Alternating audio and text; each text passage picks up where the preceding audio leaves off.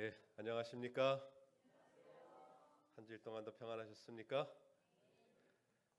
우리 하나님께서 태초부터 명하신 거룩한 안식의 복과 평강이 우리 모든 성도들과 우리 성도들의 가정에 풍성히 임하시게 되기를 간절히 바랍니다. 이렇게 또 우리 박영 집사님 온 가족이 또 이렇게 유니폼도 맞춰 입으시고 정말 아름답고 행복한 모습입니다. 사실은 옆에서 보니까 좀 옆모습이 보여서 잘 안 보였었어요. 그런데 여기 모니터에 있는 모습을 보니까 아마 카메라로 잡은 게 이렇게 보이더라고요. 그런데 저는 아들 따로 찍고 우리 집사님 네 분을 따로 찍어서 이렇게 합성을 한 줄 알았더니 여러분이 보는 시각에서는 이 한 프레임에 세 사람이 다 들어오는 거예요. 그래서 이거를 찍고 싶었는데 어쨌든 여러분들은 아주 가장 아름다운 가정의 아름다운 찬양의 모습을 직접 보셨습니다. 정말 아름다운 찬양 감사드리고요. 또 우리 이렇게 애쓰시는 배대현 목사님 이번 또 이렇게 귀한 시간을 초대해 주셔서 정말 감사합니다.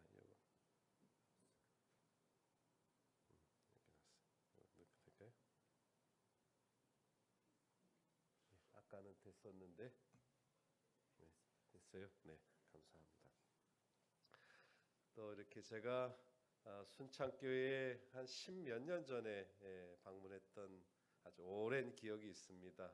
교회 외벽이 전국 여러 교회들을 다니는데 한 번 보면 잊혀지지 않는 아름다운 교회여서 또 기억을 하고 또 제가 20살 때 신학생 막 입학해서 가르쳐 주셨던 우리 은사님 40년 만에 뵌 건 아닌데 40년 전의 추억이 새록새록 떠오릅니다. 우리 김평환 목사님 사모님 너무 반갑습니다. 네, 그 이후로 제가 필리핀에서 또 뵌 적도 있고 중간중간 뵌 적은 있습니다만은 이상하게 기억은 40년 전으로 돌아가요. 그래서 우리 선생님 앞에 서면 한없이 작아지는데 이렇게 그래도 여전히 건강하신 모습으로 또 제가 직접 연락은 못 드려도 우리 목사님께서 어떻게 사역을 하시는지에 대한 간접적인 소문은 제가 늘 접하고 있습니다. 이렇게 또 여전히 왕성하게 많은 사람들의 영적인 건강과 또 육적인 건강을 위해서 헌신하시는 그런 모습을 또 들으니까 항상 또 반갑고 또 오늘 이렇게 뵈니까 건강한 모습을 뵈니까 더더욱 반가운 것 같습니다. 저도 이제 시조 권장을 위해서 전국의 여러 교회들을 다니는데 우리 집사님인지 장로님이신지 김윤관 장로님, 우리 집사님이 하셔야 보통 하는 일들을 우리 장로님이 그냥 솔선수범하셔서 얼마나 힘차게 찬미를 불어주시는지 쩌렁쩌렁해서 제가 저기 대문 밖에서부터 이 교회가 이게 살아있구나 하는 걸 느낄 수 있었습니다. 아름다운 경배와 찬양을 이끌어 주시고 해서 교회가 아주 활기가 넘치는 모습을 접할 수 있었습니다. 더더군다나 지난주에 이제 리모델링하고 또 들어오셨다고 그러는데 저는 처음에 어디 리조트에 들어온 줄 알았어요. 이렇게 조명 저거 X자 보이세요? 노란 거 막 이렇게 들어오니까 어디 리조트 호텔 리조트 로비에나 있을 법한 간접 조명을 이렇게 딱 포인트로 하니까 참 교회에 가고 싶다. 근데 사람의 생각이라는 게 이렇게 좋은 모습을 보면 참 안 좋았던 또 생각도 이렇게 나는가 봐요. 저는 제가 어렸을 때 막 교회 가면 톱밥 난로에 막 이렇게 그냥 겨울에 이렇게 막 붓고 집사님들 막 그냥 거의 러닝 있다시피 입고 막 부채질하고 그러던 기억이 막 떠오르는데 얼마나 쾌적하고 좋은지 음향은 음향대로 좋고 조명은 조명대로 좋고 여러 에어컨 또 컨디션도 이 공기도 시원하고 참 세월이 변하면서 우리 성도들이 많이 헌신하셔서 이렇게 쾌적한 가운데 하나님 앞에 예배드리는 것은 우리도 해피할 뿐만 아니라 하나님께서도 매우 기뻐하실 일이 아닌가 하는 생각을 갖게 되었습니다. 참 이렇게 활기 넘치는 우리 순창교회에 와서 또 예배를 드리게 된 것을 정말 기쁘게 생각합니다. 사실 제가 처음 이렇게 오랜만에 거의 처음 왔는데 안교 우리 장로님께서 기도하시는 내용에도 그렇고 또 순서지에도 그렇고 이 교회가 무슨 목표를 가지고 어떤 목표를 가지고 사업을 하는지를 거의 첫 발걸음인 저한테도 이렇게 탁 각인이 되더라고요. 저 외웠습니다. 소그룹, 그 다음에 요양원 운영을 하는지는 몰랐는데 어쨌든 봉사, 그리고 어린이 청소년 패스파인더 사역. 우리 목사님께서 뭐 4가지 이상 주면은 신자들이 못 따라올까봐 그랬는지 3가지 뚜렷한 목표를 줘서 처음 온 저 같은 사람도 이 교회가 어떤 목표를 가지고 나아가는구나 하는 것을 한눈에 알 수 있었습니다. 물론 목표를 향해 나가는 과정이 힘들 수도 있겠죠. 그러나 지도자는 항상 그 구성원들에게 내가 이런 목표를 가지고 있으니 할 수 있는 대로 여러 분야에서 도와주시고 협력해 주셔서 목표를 향해 나갑시다 하는 사람이 지도자인데, 우리 이렇게 첫인상부터 좋은 감화력을 주셔서 참으로 감사드립니다. 오늘 저는 여러분들과 더불어서 성경에 있는 한 말씀을 주제로 해서 권면을 드리려고 합니다. 성경 설교의 제목의 말씀은 신뢰하라 신뢰하라인데, 이 제목의 말씀은 성경 9절에서 동사만 인용해 왔습니다. 역대하 20장 20절에 있는 말씀인데요. 너희는 너희 하나님 여호와를 신뢰하라. 그리하면 견고히 설 것이다. 그 선지자를 신뢰하라. 그리하면 형통할 것이다. 그래서 신뢰하라 신뢰하라 하는 2개의 동사를 오늘 설교의 제목으로 가져왔습니다. 사람은 누구나 살면서 여러 크고 작은 시련과 또 고난이 우리의 삶 속에 이르러 올 수 있습니다. 그러나 우리가 오직 예수님만 바라보고 예수님의 능력과 예수님의 도우심을 통해서 우리는 평안과 구원을 얻기 때문에 다른 사람들에게도 우리가 간직한 이 귀한 복음을 나눌 수 있어야 하겠습니다. 자, 저는 오늘 여러분들과 역대하 20장 20절의 말씀이 그 주제 성경절인데, 지금부터 잘 따라오셔야 돼요. 역대하 20장 20절의 말씀을 이해하기 위해서는 역대하 19장에 어떤 이야기가 있었는지, 그리고 역대하 그 다음 장 21장에 어떤 일이 있었는지를 아는 것이 대단히 중요합니다. 흐름이라는 게 있어요. 그리고 역대하 20장을 다룰 때에는 역대하 20장 1절로부터 이 20절까지 왜 이 구절이 나왔을까 하는 것을 오늘 명확히 이해하셔야 합니다. 역대하 19장은 이렇게 시작을 합니다. 19장 1절에 유다 왕 여호사밧이 평안히 예루살렘에 돌아와서 그 궁으로 들어가니라 그랬어요. 그래서 역대하 19장에서는 이스라엘이 북방 이스라엘과 남방 유다로 나뉘는데, 남방 유다의 4번째 왕이 여호사밧입니다. 오늘 여호사밧 얘기를 많이 할 거예요. 그런데 여호사밧이 나름 통치를 잘 했는지 이제 평안했어요. 그런데 20장에는 좀 특별한 사건이 나옵니다. 오늘 주로 다룰 이야기예요. 모압 자손과 암몬 자손이 몇 마흔 사람과 함께 와서, 그러니까 세 부족이 연합군을 이뤄 가지고서는 여호사밧을 치고자 한지라. 그래서 역대하 20장에서는 뭔가 연합군과 유다 사이에 전쟁이 벌어지는 것을 알 수 있어요. 그리고 역대하 21장 다음 장에는 여호사밧이 그 열조와 함께 잠해. 그래서 사실은 역대하 21장은 제가 다루지 않겠습니다. 원래는 이 3장을 다 다뤄야 되지만 여호사밧 이야기를 하기 때문에 여호사밧이 죽었다고 하니까 그 이야기를 다루지 않겠어요. 자, 여호사밧이 예루살렘에 거하더니 이제 역대하 19장 이야기를 아주 조금만 1분만 다루겠습니다. 여호사밧이 예루살렘에 거했는데 나가서 브엘세바에서부터 에브라임 산지까지 민간에 순행하며 저희를 그 열조의 하나님 여호와께로 돌아오게 하니라.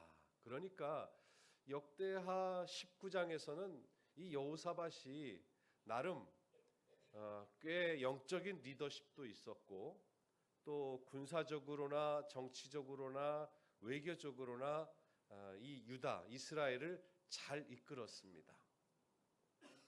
아까도 잠깐 언급드렸습니다마는 유다 왕국의 네 번째 왕이에요. 그런데 여기 제가 그 당시의 배경을 좀 지도로 좀 가져와 봤는데요. 지도 나왔죠? 예. 역대하 이제 20장만 다루겠습니다. 이제 19장도 안 다루고 21장에는 죽었다니까 안 다루고 20장을 오늘은 제가 1절부터 20장 20절 나올 때까지 다 다룰 거예요. 역대하 20장 1절에 이렇게 시작한다고 그랬죠. 그 후에 모압 자손과 암몬 자손이 몇 마온 사람과 함께 와서 여호사밧을 치고자 한지라. 여기 보면은 모압 자손이 여기 이쪽이 지중해가 있고 이스라엘이에요. 모압이 있고 암몬 자손이 저 암만주의 요르단의 수도죠. 이쪽에 있고 여기가 이제 예루살렘입니다. 예루살렘이에요. 그리고 또 한 족속이 있죠. 마온 사람. 마온 사람은 세일산 거민이라고도 합니다. 여기에는 에서의 후예였던 에돔 족속이 살고 있었어요. 그래서 이 세일산 거민, 에돔 족속, 또 여기 말한 마온 사람, 모압 사람, 암몬 사람이 이렇게 북쪽으로 올라오면서 예루살렘에 있었던 유다 왕 또 이제 여호사밧을 치려고 합니다. 그 다음 절에 보니까 20장 2절에 혹이 와서 여호사밧에게 고하여 이르되 바다 저편에서 아람에서 왕을 치러 오는데 이제 하사손 다말 곧 엔게디에 있나이다. 자, 아까 지도를 좀 잠깐 다시 볼게요. 제가 이 맨 남쪽에 있는 에돔, 세일산 거민, 마온 사람이 있었던 곳에서부터 요즘은 구글 지도 쉽게 검색할 수 있잖아요. 그래서 쭉 이 에돔에서부터 여기 예루살렘까지 얼마나 걸리는지 예루살렘 마운틴 세일 해서 이제 출발지 목적지를 했더니 3시간 50분 275km 된대요. 공교롭게도 오늘 아침에 제가 좀 부지런히 내려왔는데 집에서 여기를 찍으니까 285km가 나오더라고요.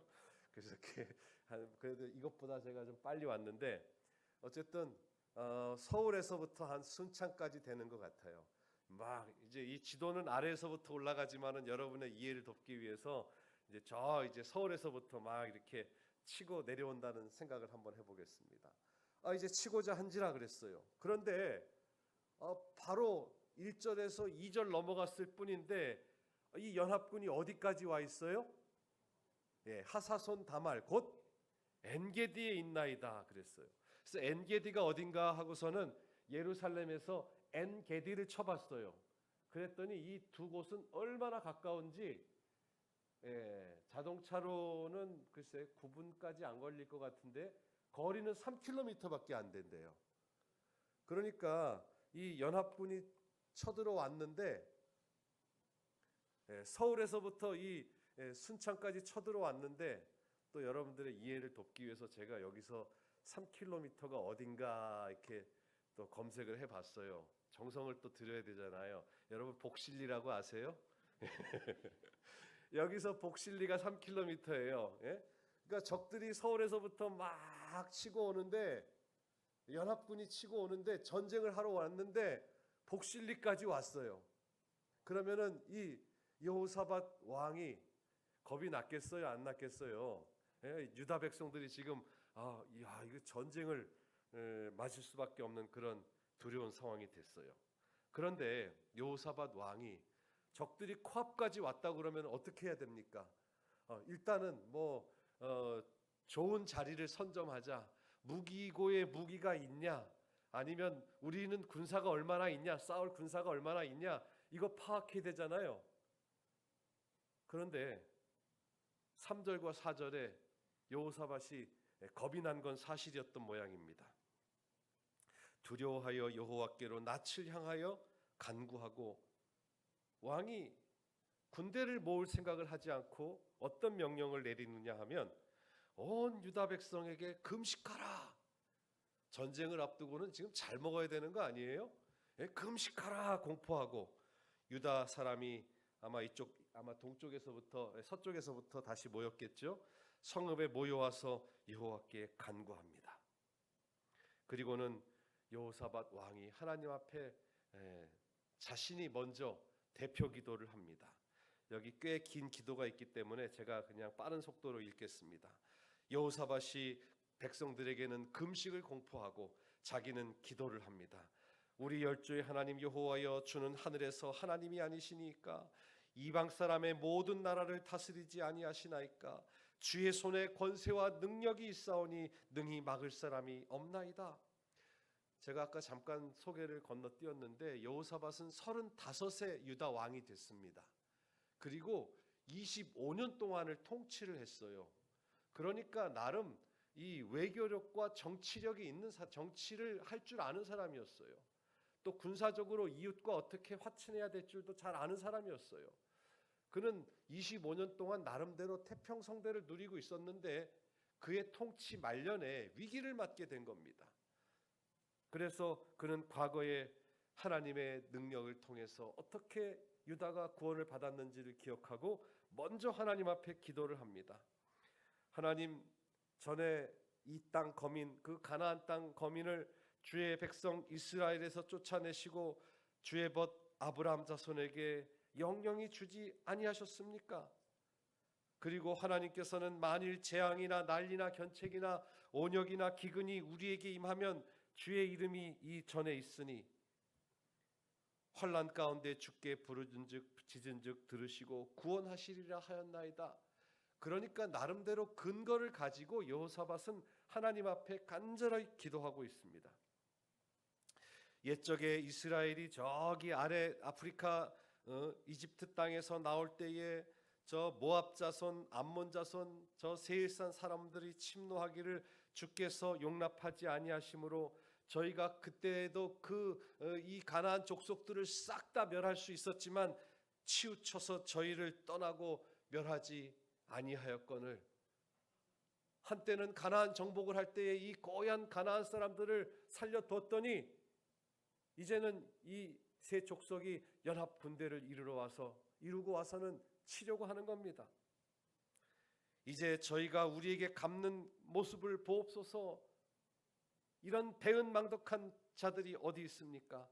저희가 와서 주께서 우리에게 주신 주의 기업에서 우리를 쫓아내고자 합니다 하면서 역대하 20장 1절로부터 11절까지 계속 기도를 드려요.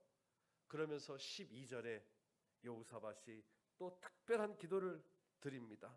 하나님, 우리를 치러 오는 이 큰 무리를, 저 모압 족속, 암몬 족속, 저 세일산 거민, 마온 사람, 우리가 대적할 능력이 없고 어떻게 할 줄도 알지 못하옵고, 그러면서 마지막에 하나님, 오직 주만 바라보나이다.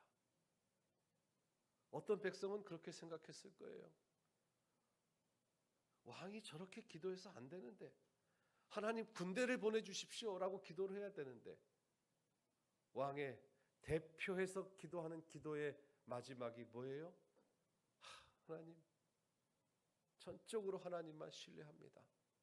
오직 주만 바라보나이다.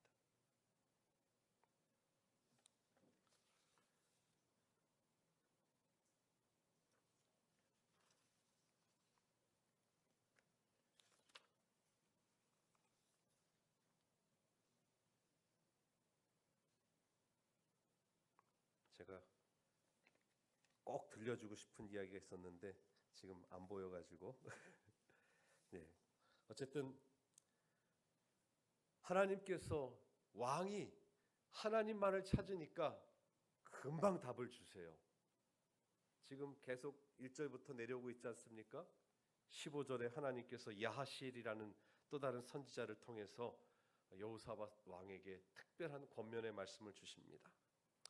야하시엘이 말하기를 온 유다와 이스라엘 예루살렘 거민과 여호사밧 왕이여 들을지어다.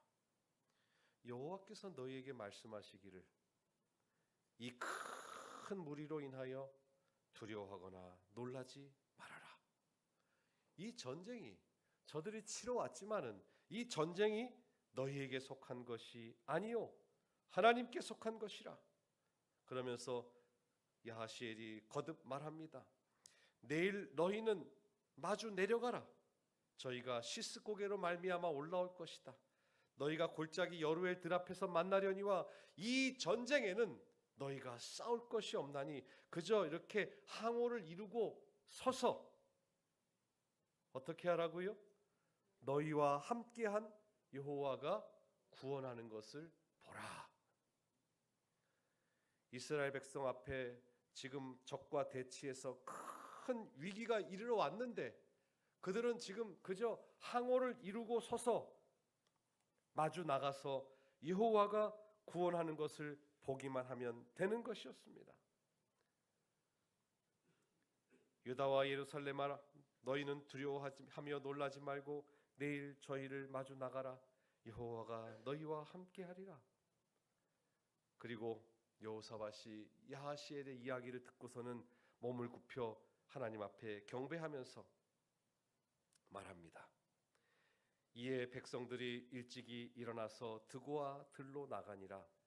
나갈 때에 여호사밧이 서서 가로되 이제 하나님의 귀한 약속을 들었으니까 왕이 백성들 앞에 설 때가 된 거예요. 그리고는 여호사밧은 이 두려운 전쟁을 앞둔 엄숙한 순간에 가장 비장한 목소리로 오늘 드디어 역대하 20장 20절의 말씀을 선포합니다.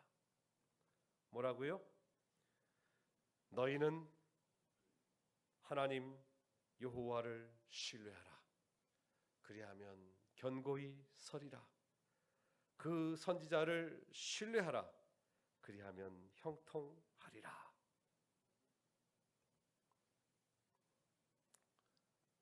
이제 맨 처음에 제가 말씀드렸을 때 역대하 19장의 말씀과 21장의 말씀을 잠깐 말씀드렸고 이제 20장 1절로부터 20장 20절의 말씀이 등장하기까지의 스토리를 말씀을 드렸습니다. 보통은 이 이야기가 이 성경 구절의 하이라이트이기 때문에 여기서 설교가 마치는 경우가 참 많아요. 그런데 오늘 저는 여러분들에게 사실은 역대하 20장 21절로부터 말씀이 더 큰 은혜와 감동이 있습니다.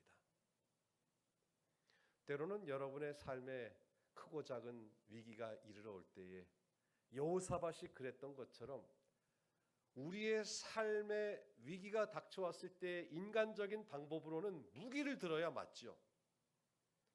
그러나 하나님께서는 뭐라고 말씀하십니까? 이 전쟁은 너희에게 속한 것이 아니야. 두려워하지 말고 항호를 이루고 서서 여호와께서 어떻게 하시는지 보라고 말합니다. 하나님께서는 우리 앞에 당면하는 크고 작은 많은 문제들에 있어서 우리가 원하는 해결 방법대로 해결책을 제시하지 않으실 때가 있어요. 하나님께서는 그저 우리에게 그 문제를 직면하고 바라보라고만 하실 때가 있다는 것을 기억하시게 되기를 바랍니다. 내 힘으로 뭔가를 해결해 보려고 너무 안간힘 쓰지 않게 되기를 바랍니다. 오직 믿음으로 여호사밧이 그랬던 것처럼 하나님만 바라보고 하나님의 능력을 구하는 우리 모든 성도들이 되시기를 간절히 바랍니다. 하나님을 신뢰하면 견고히 설 것이고 하나님께서 보내신 선지자를 신뢰하면 우리의 삶의 모든 것들이 형통케 될 것입니다. 21절에 아마 역대하 20장 20절까지 읽고 끝난 경우가 많으실 겁니다. 21절에 전쟁의 양상이 아주 다르게 전개되는 구체적인 모습을 소개하고 있습니다. 여호사밧이 이런 일을 합니다. 그 연합군을 대해서 아주 민주적인 지도자였어요. 그래서 백성들로 더불어 의논을 합니다. 의논을 하는데 사실 그게 뭔가 좀 합리적인 결정을 내리지는 않아요. 전쟁에 임하면서 첫 번째로 노래를 부르는 사람을 택했어요. 그리고 두 번째로는 그 노래 부르는 사람들에게 거룩한 예복을 입혔어요. 세 번째로는 그들이 군대보다 앞에서 행했습니다. 글쎄 여러분들이 자세히 그 그림이 작아서 보이는지 모르겠지만 이 화가는 이 맨 앞에 여호사밧을 두었고요. 전쟁에 임하면서 노래하는 자를 행렬의 앞에다 뒀어요. 그리고 거룩한 예복을 입혔습니다. 그리고 자세히 보면 이 화가는 저 뒤에 보면 누가 따라와요? 군인들이 따라오고 있어요. 그래서 노래하는 자를 택해서 거룩한 예복을 입히고 군대 앞에서 행하는 특별한 전쟁을 벌이고 있습니다. 그리고는 이 사람들이 그 연합군과 맞서서는 하나님을 찬송합니다. 21절에 여호와께 감사하세 그 자비하심이 영원하도다 하게 하였더니. 여러분, 제가 사실 오늘 설교 말씀을 준비하면서 가장 마음에 은혜를 받았고 감동을 받았던 성경 구절은 이거 다음 구절이에요. 20장 22절의 말씀입니다. 20장 22절에 이런 짤막한 구절이 나옵니다. 그 노래하는 사람들이 앞에 서서 그 노래와 찬송이 시작될 때에 여호와께서 복병을 두어 유다를 치러 왔던 모압 자손과 암몬 자손과 세일 자손을 치게 하심으로 저희가 패하였으니. 뭐 긴 문장입니다만은 맨 첫 번째 노란 표시한 부분과 맨 마지막에 노란 표시한 부분을 읽어보면 어떻게 돼요? 그 노래와 찬송이 시작될 때에 저희가 패하였으니. 전쟁이 시작됨과 동시에 전쟁이 끝이 나버렸어요. 야, 이런 전쟁은 얼마나 신납니까? 그렇죠? 예? 아까 처음에 여호사밧이 기도할 때에 그 역대하 20장 2절에 어떤 표현이 있었는지 아세요? 여호사밧이 두려워하여 기도했다 그랬어요. 그런데 두려워했던 양상이 이제 어떻게 됐어요?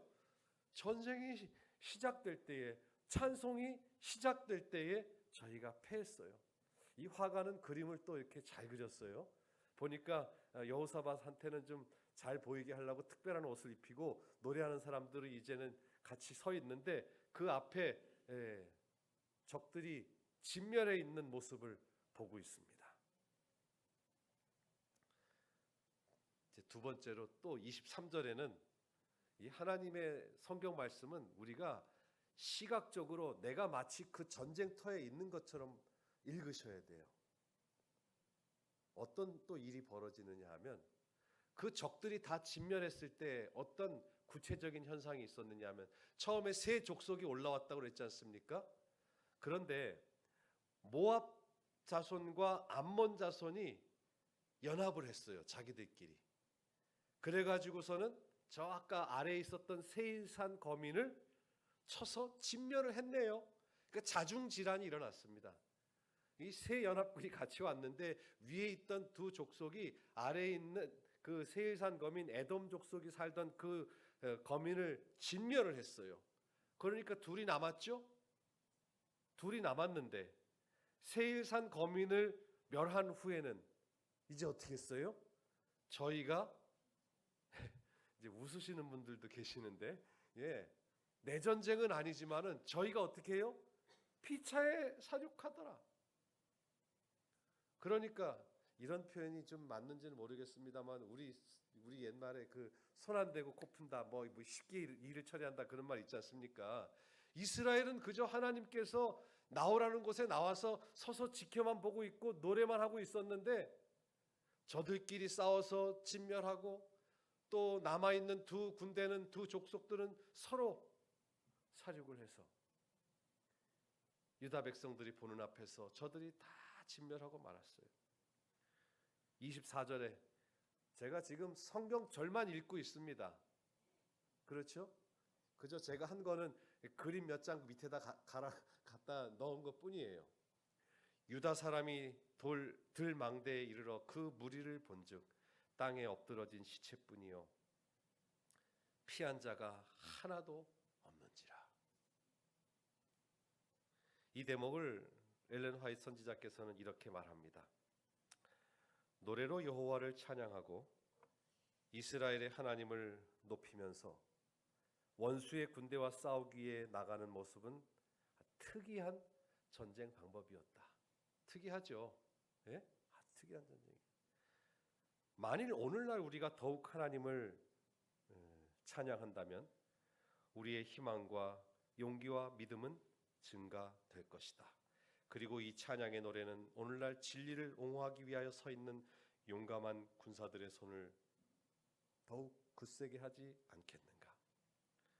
자요, 역대하 20장 20절부터 봤는데 21절, 22절, 23절, 24절 여기서 끝났을까요? 25절에 이런 대목이 나옵니다.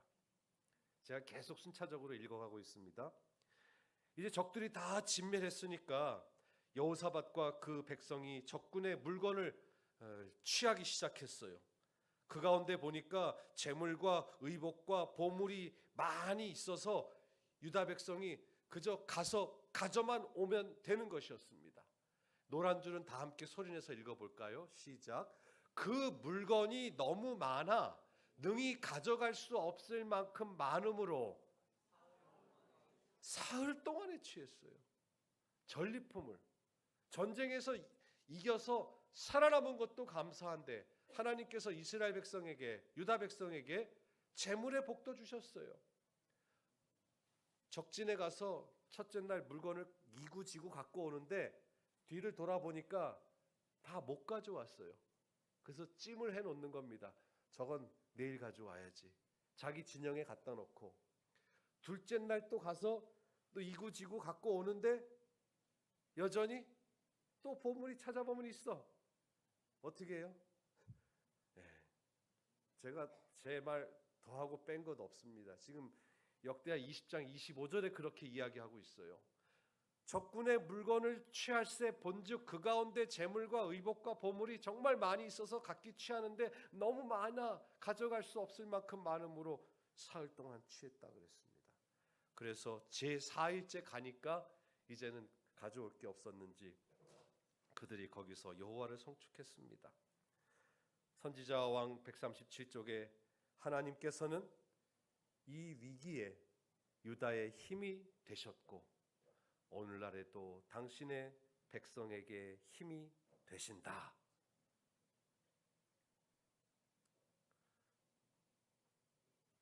인간은 넘어지고 그릇 행하는 존재이며 오직 모든 능력을 가지신 하나님만이 우리의 강한 방어 요새가 되신다는 것을 기억해야 한다.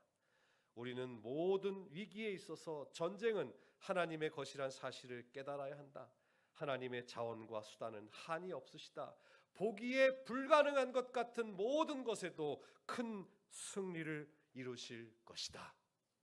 사랑하는 우리 순창교회 모든 성도들이시여, 제가 여러분들의 삶의 모든 일면을 속속들이 알 길이 없습니다.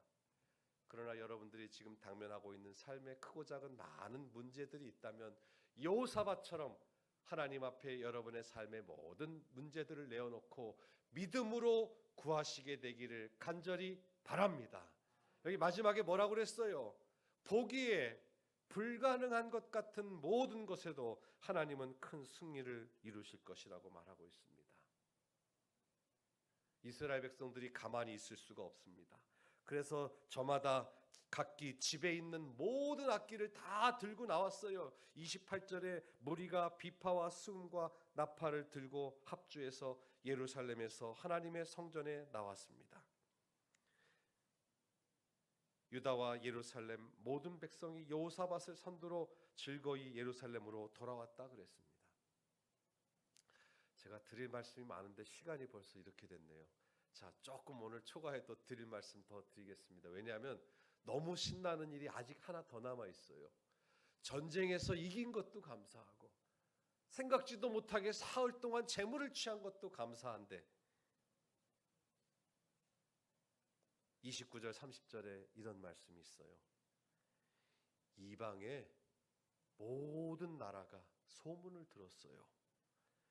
이스라엘의 적군을 여호와께서 치셨다 함을 듣고 하나님을 두려워한 거로 여호사밧의 나라가 태평하였으니 이는 그 하나님이 사방에서 저희에게 평강을 주셨음이더라. 역대하 20장 1절이 시작될 때에는 이웃 나라들이 그래도 유다를 치려고 기웃기웃했어요. 그런데 지금 30절까지 오니까 얘네들이 스스로 뭐라고 말해요? 야야야, 저 여호사밧이 다스린 저 유다는 앞으로 몇 대는 근처에도 가지 마. 거기 치려고 하지 말어. 거기 갔다가는 어떤 형태로든 걔네들은 무기도 없이 가만히 서 있기만 하는데 끝나. 예? 그래서 어떻게 해요? 여호사밧의 나라가 태평했다. 이스라엘의 적군을 치셨다 함을 듣고 하나님을 두려워했다. 이것만큼 그들에게 큰 축복이 어디 있습니까? 이처럼 우리는 전능하신 하나님 여호와를 신뢰해야 견고히 설 수 있습니다. 종종 우리가 사는 세상에서도 도무지 우리의 힘과 능력으로 이길 수 없는 것처럼 보이는 시험과 시련이 우리 앞에 놓여 있을 때가 얼마나 많은지 모릅니다. 여러분 앞에 넘을 수 없을 것 같은 장벽이 있습니까? 믿음으로 하나님을 신뢰하시기를 바랍니다. 여러분 앞에 감당하기 힘든 고난과 역경이 있습니까? 역시 믿음으로 하나님을 신뢰하시기를 바랍니다. 하나님을 믿는 믿음은 우리에게 절망스러운 현실 너머를 보여줍니다. 하나님을 믿는 믿음은 우리에게 희망적인 삶의 이면을 보여줍니다. 오늘 성경의 말씀으로 주시는 이 약속이 영적으로 소생하는 힘을 얻는 그런 기운을 우리 모두에게 주시게 되기를 간절히 바랍니다. 오늘 우리가 앞서 읽은 성경절 하나님의 약속이 뭡니까?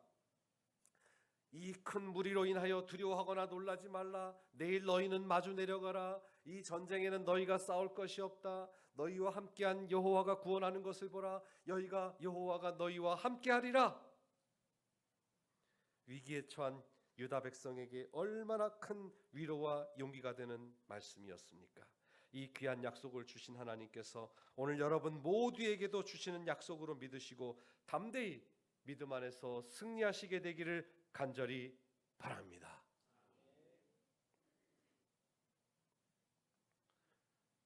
새들은 바람이 가장 강하게 바람이 부는 날에 집을 짓는다는 말이 있습니다.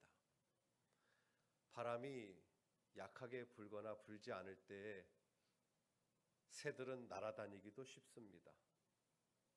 또 가지를 물어서 집을 짓기도 쉽습니다.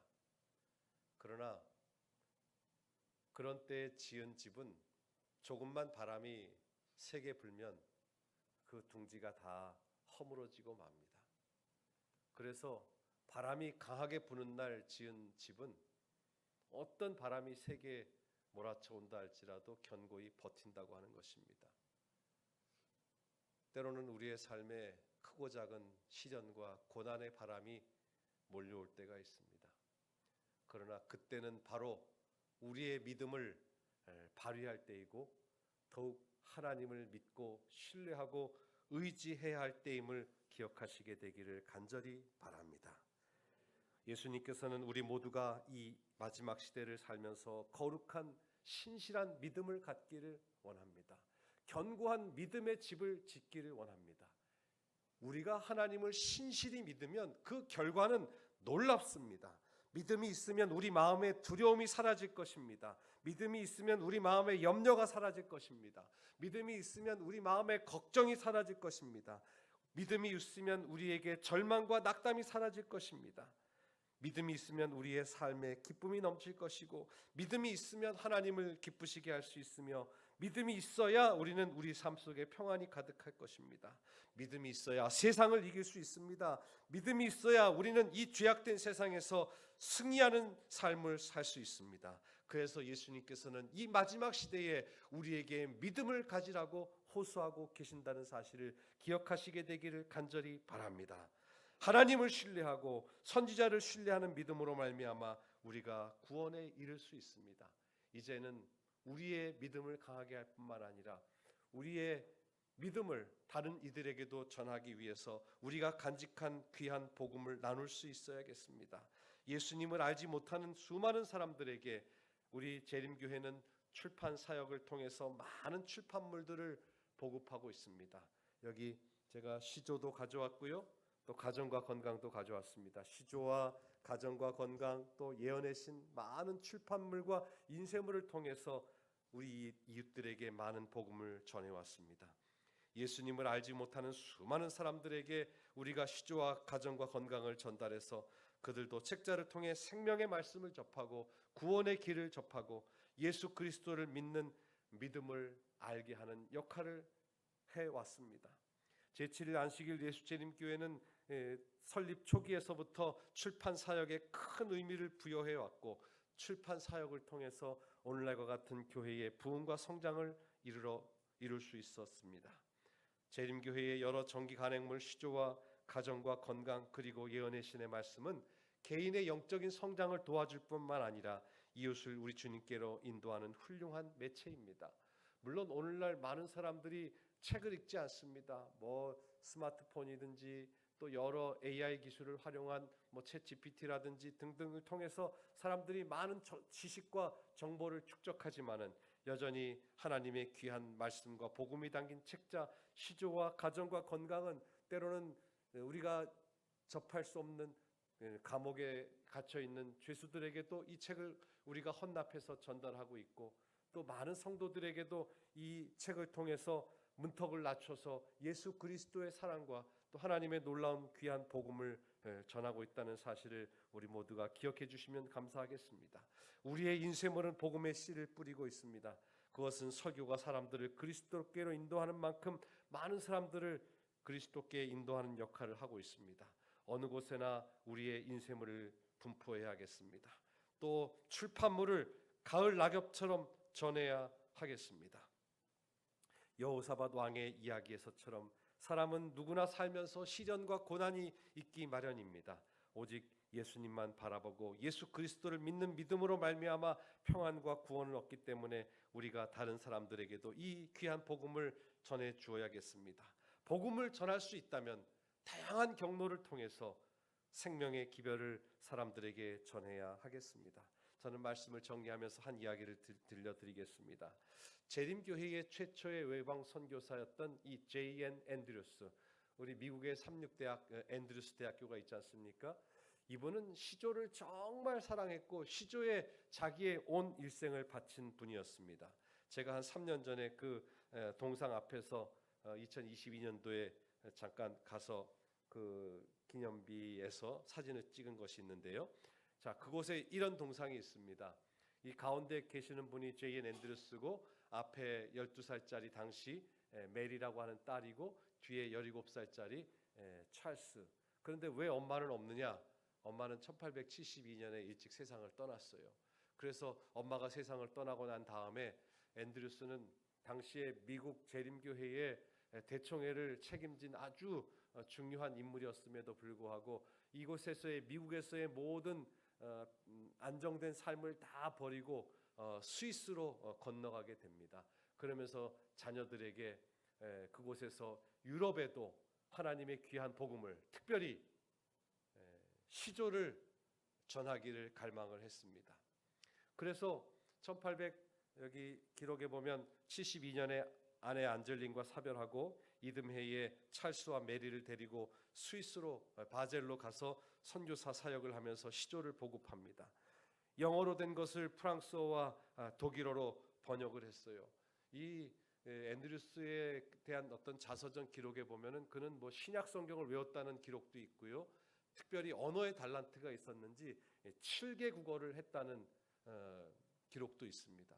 그로 봐서 하나님께서 적임자를 그를 유럽으로 보내셔서 또 아마 그 자녀들도 언어의 달란트가 있었는지 프랑스어로 또 독일어로 시조를 보급했습니다.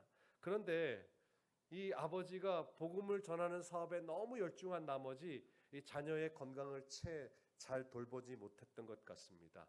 5년 후인 1878년 메리가 폐결핵으로 그만 세상을 떠나게 됩니다. 이 딸 아이를 고치기 위해서 미국으로 잠깐 데려갔어요. 그래서 당시에 유명했던 하비 켈럭 박사라고 하는 분에게서 이 아이의 딸아이의 질병을 고치려고 백방으로 했지만은 그만 숨을 거두고 말았습니다. 그리고 그 이듬해에 이제 아들이 17살에서 22살이 됐으니까 독립할 나이가 돼서 앤드류스가 아들에게 말합니다. 아빠는 여전히 저 스위스에 가서 유럽의 이 시조를 보급하는 일을 해야 되겠다. 그런데 너는 네가 독립할 나이가 됐으니 네가 결정해라. 미국에 남아 있겠니? 아빠를 도와서 아빠를 따라서 스위스로 가서 다시 유럽에 하나님의 복음을 전하겠니? 찰스가 저 아버지 따라가겠어요. 그래서 이 찰스가 다시 이듬해 스위스로 가서 이탈리아어판 시조를 인쇄하고 저 남쪽에 아프리카, 이집트, 또 스페인, 스웨덴, 심지어 저 러시아에까지 유럽 전역에 시조를 보급을 했습니다. 사실 저도 시조사에서 출판 사역을 감당하고 있지만은 이 대목을 보면서는 정말 부끄러운 생각이 들 때가 너무 많아요. 지금도 사실은 물론 뭐 이제 유럽에 가는 일이 쉬운 일은 아닙니다만은 이 당시에 여러 환경들을 보았을 때 아까 그 동상에 자세히 보면은 이 세 사람이 깔고 앉아 있는 저 트렁크라고 그래야 되나요? 캐리어 짐가방이 있지 않습니까? 이게 앤드류스의 그 박물관에 가면은 짐가방이 저렇게 있어요. 저 짐가방을 가지고 대서양을 건너서 그 얼마나 요즘 여러분들 유럽 여행 간다면 저 짐가방에 뭐 가져가겠어요? 이제 인생샷 찍으려고 여러 가지 예쁜 옷도 선글라스도 모자도 막 챙겨갈는지 모르겠지만은 이 당시에는 아마 더 많은 시조를 보급하기 위해서 자료들을 사전도 가져가고 아마 했을 거라고 생각을 합니다. 바퀴도 안 달린 저 여행 가방을 들고서 이 세 가족이 유럽 전역에 정말 많은 언어로 하나님의 귀한 복음을 전했습니다. 그 자신도 오래 살지를 못했어요. 앤드류스도 54세를 일기로 세상을 떠나는데 그의 기록에 보면 침상에 누워서 조력자들에게 어떻게 해요? 다음 달 시조는 어떤 기사로 러시아에 혹은 독일어로 이렇게 번역을 해서 내라고. 침상에 누워서 조력자들로 자기의 구술을 받아 적게 해서 시조를 보급했다고 하는 기사를 보았습니다. 우리 오늘 제가 시조 권장을 순창교회 오면서 우리 모든 성도들도 정말 여러분이 받아보는 이 매달 받아보는 한 권 정말 앤드류스와 같은 우리 믿음의 선조들의 피와 땀이 함께 녹아있는 서적임을 기억하시고 저희들도 최선을 다해서 때로는 사람들의 마음에 문턱을 낮추면서 그러나 우리 재림교회의 핵심 기회를 이 책에 담기 위해서 부단히 노력하고 있습니다.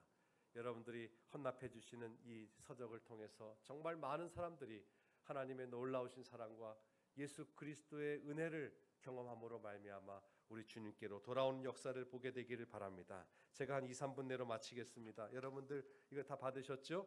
이 시조 헌납을 제가 좀 호소하는데요. 이 뒷면에 보면 헌납 결심서가 있습니다.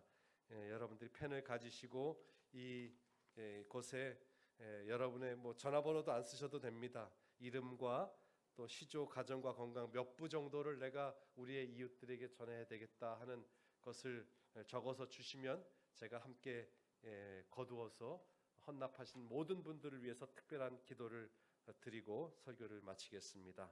시조는 정말 그리스도의 복음이 담겨 있고 세상을 향한 경고의 기별이 담겨 있습니다. 제가 말씀을 드리는 동안 이름을 쓰시고 헌납하실 부수를 정해주시면 적어서 보내주시면 감사하겠습니다. 마가복음 4장 26절에는 하나님의 나라는 씨를 땅에 뿌림과 같다고 말하고 있습니다. 여러분이 드려주시는 헌납해 주시는 이 시조와 가정과 건강은 정말 많은 영혼들에게 복음의 씨앗이 되고 생명의 씨앗이 되고 진리의 씨앗이 됩니다. 그 귀한 씨앗을 사람들의 마음에 심으실 수 있게 되기를 간절히 바랍니다.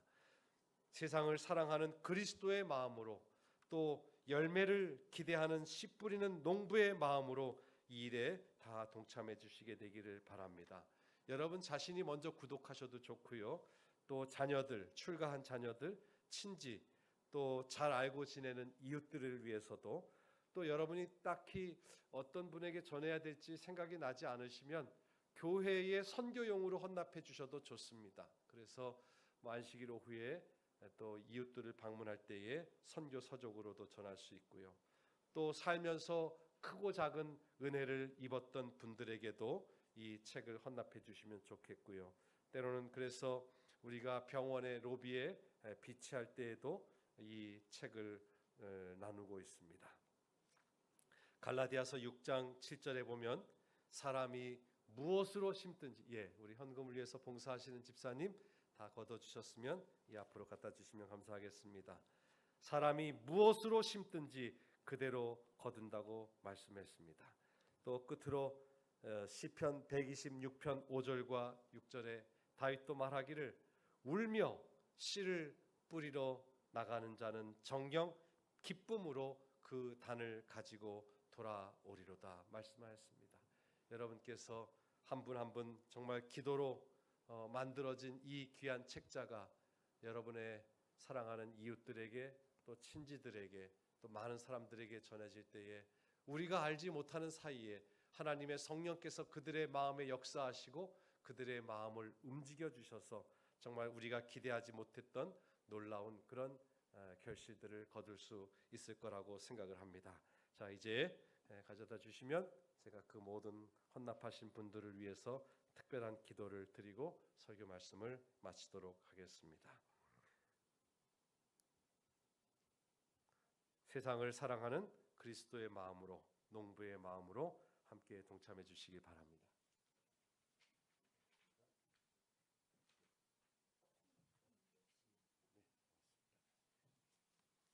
다 함께 머리 숙여 기도하시겠습니다.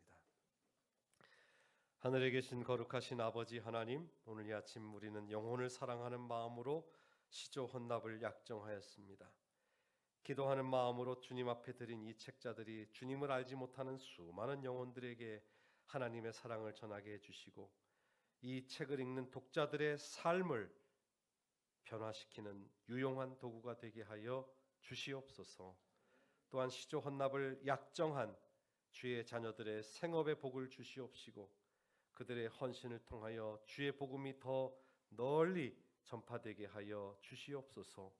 우리 주님께서 시조를 헌납하여 드린 주의 종들의 가정에 하늘의 신령한 은혜와 풍성한 복을 내려주시기를 간구하오며 우리 주 예수 그리스도의 이름으로 간절히 비옵나이다. 아멘.